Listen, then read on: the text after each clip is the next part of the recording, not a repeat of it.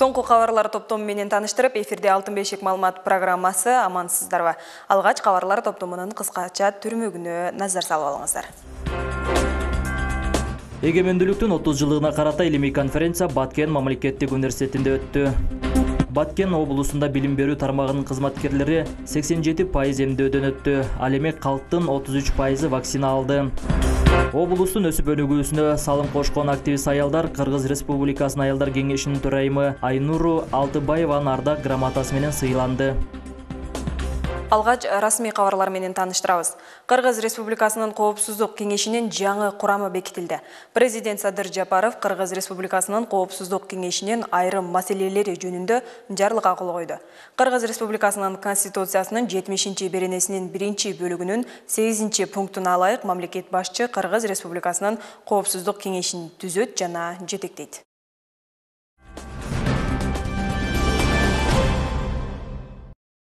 Монголия, Чехия, Өзбекстан, Казакстан, Айтор жүздөгөн өлкөлөрдүн окуу жайларынын өкүлдөрүнүн катышуусу менен Баткен мамлекеттик университетинде эгемендүүлүктүн 30 жылдык майрамына карата илимий конференция өттү.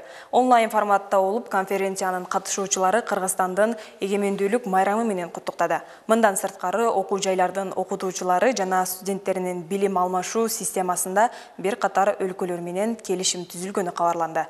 Алдыда келин.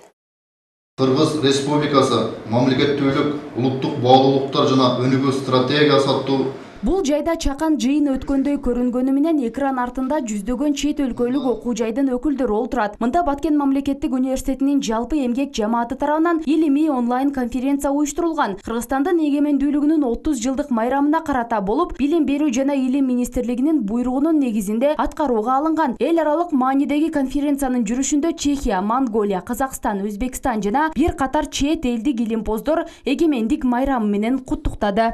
Республикасы Павлодар қаласы Торайғыров университетінің докторанты Машрапова Зәуре Серікбайқызы болам. Қазақ Қырғыз бір туған демекші, Қырғызстан Республикасының 30 жылдық егеменділік мен шын жүректен құттықтаймын. Аталган окуу жайдын ректору Айдарбек Кыязов мында илимий конференциянын байма-бай өткөрүлүүсү университеттин келечеги үчүн пайдасы зор экенин белгилейт. Чет мемлекеттик өнөктөштөр аркылуу биз эки тараптуу келишимдерге кол койгонбуз. Ошонун негизиндеги жанагы келишимдин негизиндеги бир пункттарын да бири болуп эсептелинет. Бүгүнкү күндө ушул эки тараптуу илимий изилдөө иштерин жүргүзүү, ошондой эле жана илимий проекттерди жазуу иретинде бул чоң таасир берет. Баткен мамлекеттик университети чет өлкөлүк билим алуучуларга эшигин ачкан окуу жай. Мында коңшу мамлекеттерден билим издеп келген абитуриенттердин саны аз эмес. Ошол эле учурда Түркия, Россия, Өзбекстан мамлекеттери менен келишим түзүлүп, кызматташуу колго алынган. Ошол эле учурда студенттер чет жакта билимин улантып, коңшу өлкөнүн билим алуучулары калаага келсе боло тургандай шарттар каралган. Сурооңузга бүгүнкү күндө бизде Өзбекстан Республикасынын негизинен ушул жак тараптан келди. Булар албетте жанагы бизде эки тарап түзүлгөн келишимдердин негизинде, консалтинг компаниялардын негизинде. Ошондой эле бизде эртең мына 20-сентябрда биз белгилегендик, азыр окуу жылы 15-сентябрга жылганына байланыштуу бул процесс бизде октябрдын башына жылып атат. Россия Федерациясынан 6 студент бизге келип атат. Бул академиялык мобилдүүлүк боюнча. Бизден 4 студент Россия Федерациясына барат. Ошондой эле 20-сентябрга биз болжолдогонбуз. Россия Федерациясынан 6 окумуштуу келип бизге семинар тренинг повышение квалификации өтүп кетет. Окуу жайга канча чет өлкөлүк абитуриенттер тапшырганы азырынча белгисиз. Ал эми кабыл алуу октябрдын соңунда жыйынтыкталат. Ички сынактын кабыл алуунун экинчи турун өткөрүп атат. Бул деген биздин чет өлкөлүк студенттер үчүн, абитуриенттер үчүн экинчи тур жүрүп жатат, кызуу жүрүүдө. Ал эми кабыл алуунун 3-чү туру ушул жылдын 14 октябрына чейин жүрөт. Албетте бизге жакынкы күндөрдө дагы документтер кабыл алуу улантылып, абитуриенттердин келүүсү көбөйүп жатат. Окуу жайдагы мындай алгылыктуу иштер башка университеттер арасындагы кадыр баркты жогорулатып, коңшу өлкөлөр менен кызматташтыкты арттырууга жана тажрыйба алмашууга кеңири жол ачат. Бактыгүл Мирадилова, Эрнис Азамат уулу, Алтын бешик жаңылыктары.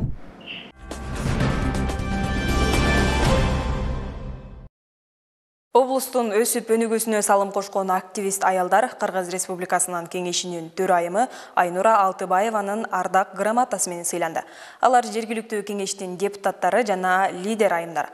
Айымдардын коомдугу жана саясаттагы орду канчалык экени жыйында талкууланды.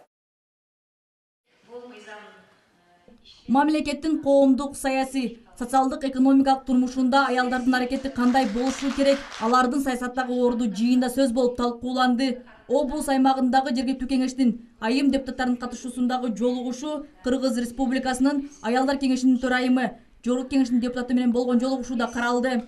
Чоң иштесек, анткени биздин максатыбыз бир. Көптөгө диплому бар, бирок жумушу жок. Карапайым элге биздин аялдардан топ түзүп, карапайым элдердин пособияларга жардам бериш керек.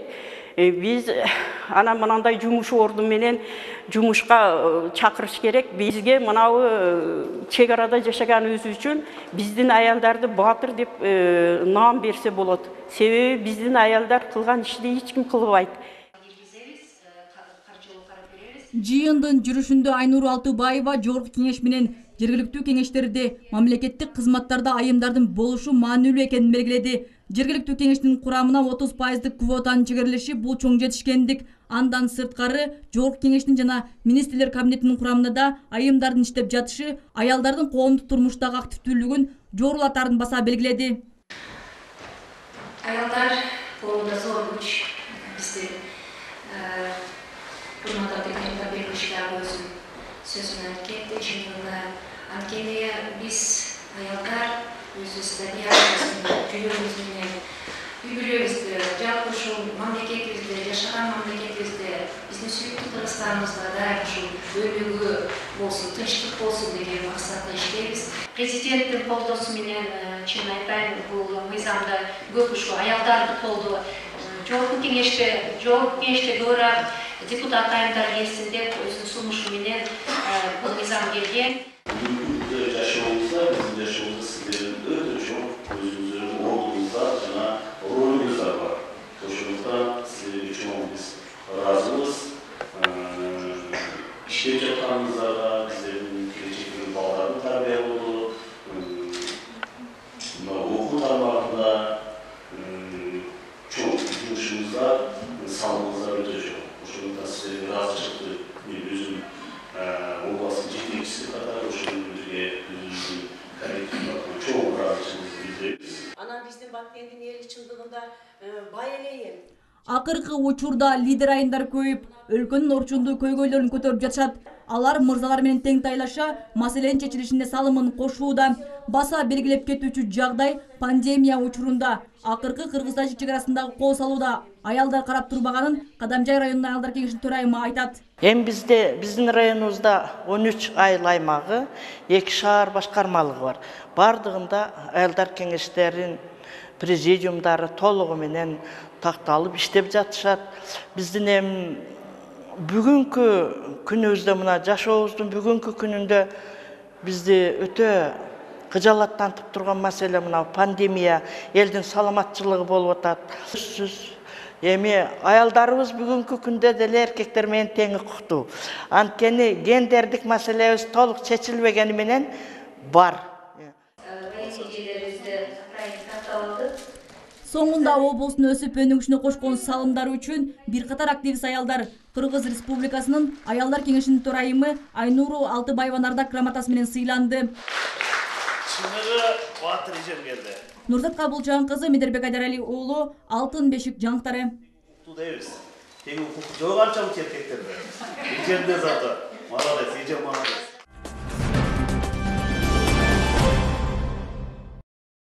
Министрлер кабинетинин төрагасынын орун басары Жылдыз Бакашева көз карандысыз журналисттер Али Токтаконов менен Мерим Сырдабаеванын материалында айтылган ПЧР тесттен өтүү тууралуу жасалма тастыктамаларды берүү фактылары боюнча ыкчам кеңешме өткөрдү. Жылдыз Бакашева мындай мыйзам бузууларга жол берилбестигин эске салып, Кыргыз Республикасынын Ички иштер министрлигине журналисттердин иликтөөсүндө көрсөтүлгөн фактылар боюнча белгиленген тартипте териштирүүнү баштоону тапшырды. Кыргыз Республикасынын саламаттыкты сактоо жана социалдык өнүктүрүү министрлигине бир жуманын ичинде мыйзам бузуулардын фактыларын изилдеп чыгуу, анын жыйынтыгы боюнча жеке менчик лабораториялардын ишин Кыргыз Республикасынын мыйзамдарына ылайык кароо тапшырылды. Кыргыз Республикасынын Улуттук коопсуздук мамлекеттик комитетинин чек ара кызматына материалда көрсөтүлгөн фактылар боюнча кызматтык иликтөө жүргүзүү жана мындай мыйзам бузуулардын алдын алуу чараларын көрүү тапшырылды. Теманы олай. Облыста халықтың 33% коронавирусқа қаршы емдеуден өтті. Жалпы 160 000 вакцина бөлініп, білім беру қызматкерлері 87% вакцина алып алдыда баратады. Ал эми экинчи орында саламаттыкты сактоо тармагы турат. Жалпы 50ден ашуун эмдөө пункттары көчмө кабылдамалар иштеп жатат. Айзирек Орозалиева мындан 20 күн мурда коронавируска каршы вакцинанын биринчи өлчөмүн алган. Бүгүн экинчи дозасын алып турат. Каарманыбыз дүйнө коомчулугун коркунучка кептеген оорудан сактануунун бирден бир жолу эмдөө деген ишенимде. Биринчи дозасын алгандан кийин бир аз температура чыкты. Жана насморк болду бир аз. Таблеткаларды ичип, үйдө эле өзүмдү карагам. Андан кийин жакшы болуп өтүп кетти. Баары бүгүн экинчисине келдим. Анан билбейм, мен вакцина алгандан кийин эч кандай ооруга чалдыккан жокмун. Оюмда бул коронавирусту алдын алууга жакшы иштейт. Облыста өткөн айда коронавирус илдетин жуктургандар көбөйүп, абал оорлогон. Мындан улам ооруга каршы күрөшүү үчүн жарандарды жапырт эмдөө иштери тездетилип, 50ден ашуун эмдөө пункттары иштей баштаган. Бүгүнкү күндө калктын 33% эмдөөдөн өтүп, учурда вакцинациялоо иштери уланууда. Активдүү жүргөн район шаарларыбыздын бири бул азыр Кадамжай району болуп атат. Андан кийин Лейлек району болуп атат. Контингенттер боюнча айтсак, азыр бизде мына медицина кызматкерлери бүгүнкү күндө эмделгендердин саны 3697 болуп атат. Анан мугалимдер 6737 болуп атат. Биз эл менен, калк менен тыгыз байланышта иштегендигибизге байланыштуу биз 100% эмдөөдөн өтүшүбүз керек. Жаңгы окуу жылы 15 сентябрда ачылып, облустагы билим берүү мекемелери, балдар бакчалары, окуу жайларда кадимки форматта иштей баштайт. Балдардын таажы илдетинен сактоо, ооруну жуктуруп албоо үчүн мекемелерде атайын даярдык көрүлүп, бардык шарттар каралган. Мында мугалимдер 70-80% эмдөөдөн өткөн болсо, ал эми мектеп директорлору 95%га вакцина алып, окуучуларды кабыл алууга даяр. 97,14 бул баягы башкаруу тармагында иштеген району шаардык билим берүү кызматкерлери, мугалимдер 91%дан ашты. Ошол мектептерде иштешкен техникалык кызматкерлер 78%дан ашты. Бала бакчанын башчылары 92%, тарбиячылар 94%, ал эми техникалык кызматкерлер 87%дан ашты да. Кыргызстанда акыркы бир суткада COVID-19 коронавирустук инфекциясына каршы 25954 адам эмдөөдөн өттү. Ал эми облуста 23 августка карата 800дөн ашуун жаран вакцина алган. Күн сайын мобилдүү клиникаларда калкка вакцина алуу боюнча түшүндүрүү иштери жүргүзүлүп жатат. Нурзат Кабылжан кызы, Медербек Айдарали уулу, Алтын бешик жаңылыктары. Соңку суткага карата коронавирустан 4 бейтап каза болду. Муну менен пандемия башталгандан бери каза болгондордун жалпы саны 2498 адамга жетти. 25 августка карата коронавирус дагы 229 адамдан аныкталып, алардын ичинен эң көбү Бишкек шаарында 102, Ош шаарында 7, Чүй облусунда 46, Ош облусунда 8, Талас облусунда 3, Нарын облусунда 12, Ысык Көл облусунда 27, Жалал Абад облусунда 14, Баткен облусунда 10 адамдан илдет табылган.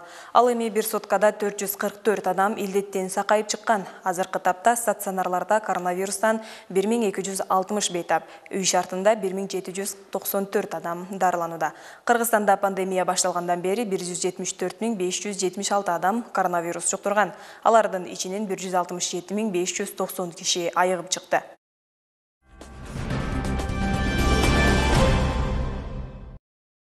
Башка кабарлардан. Кыргыз Республикасынын Афган согушунун ардагерлер кеңешинин төрагасы жана ардагерлер Максат айылына барды. Жергиликтүү тургундар менен жолугушуп, пикир алышты. Ошондой эле акыркы болуп катталган чек арадагы кол салууда эрдик көрсөткөндөргө жана учурдагы курулуш иштерине активдүү катышкан жарандарга орден жана ардак грамоталарды тапшырды. Мектептер толугунан бүтүп азыркы күндө көп чыкмады. Сапта бүтүп калды, азыр могу коомдук кабылдамада бүттү. Үйлөр толугунан бүттү десек болот. Эми бир 10-12 үйдө эле үй калды. мисалда 27-сине бүтөт. Максат айылынын эли менен Кыргыз Республикасынын Афган согушунун ардагерлер кеңешинин төрагасы Лейлек районунун акими Алмазбек Рахманкулов жолукту. Анда чек ара маселесин чечүү керектиги айтылды. Бизде эле бир туугандай эле калыппыз. Мына бар закон боюнча граница тосулуш керек. Коридор болуш керек, КПП болуш керек. Закон боюнча өтүп чыгып саламдашып кирип чыкканга болот. Бирок граница тосулуш керек да. Ал граница тосулмайынча бул жалжамык дале токтобойт деген бир ойдо болуп атам. Бирок эми Кудай сактасын. Ошону токтотконго мына биздин канча деген ветерандар бар. Тажик жакта да Сагдийский областында чоң төрагалары Афганистанда чогуу кызмат өтөп келген биздин бир туугандарыбыз бар. Алар деле түшүнөт, баары түшүнүп атабыз. Бирок бул жалжалды только бир гана границаны ошо тосуп гана чечилбейт. Жолугушууда чек арада жайгашкан Максат эли чек арага чеп болуп, эли жерин коргогон баатыр эл экендиги баса белгиленди. Мен айтат элем, урматтуу бир туугандар, кайсы жерден болбосун, Ноокат болобу, Бишкек болобу, Талас болобу, бул жерге келип туруп жаша десең эч ким жашабайт. Мына казыкты каккандай, биз кыргыз жерини бир метр болсо дагы кыргыз жерим менин элим деп туруп бербеген баатыр, кыргыз жерин коргоп берген чыныгы баатырлар ушулар деп айтат элем да. Бүгүн ана Бишкектен биздин Афган коомунун төрагасы эки балдар менен келиптир Максат айылына. Максат айылына ана салынган үйлөрдү көрдүк, ана бүткөн мектепти көрдүк. Баары жакшы буюрса бүтүп атат экен. Анча-мынча кемчилик бар экен, эми жакын арада бүтөт. Кудай кааласа буюрса баары жакшы болот. Мындан кийин уруш болбосун, дайым тынчтыкта, ынтымакта жашайлы. Ушул жылдын апрель айында болгон тажик тараптын куралдуу кол салуусунан Максат айылындагы Афган согушунун ардагерлеринин үйү да өрттөнгөн. Мына бүгүн ошол жеринен келип, ошо эл менен таанышып, өзүбүздүндагы жоокер бериш алган жоокерлери да үйлөр өрттөнүп кеткен, ошолор да жерлеринен көрөлү деп атайын ушундай бир чоң миссия менен келгенбиз. Жана бүгүн иш чара өткөрдүк. Кыргыз Республикасынын Афган согушунун ардагерлер кеңеши тарабынан ата мекенди коргоого өзгөчө салым кошкондурго жана калыбына келтирүү боюнча курулуш иштерине көмөк көрсөткөн жарандарга орден, медаль жана ардак грамоталар тапшырылды.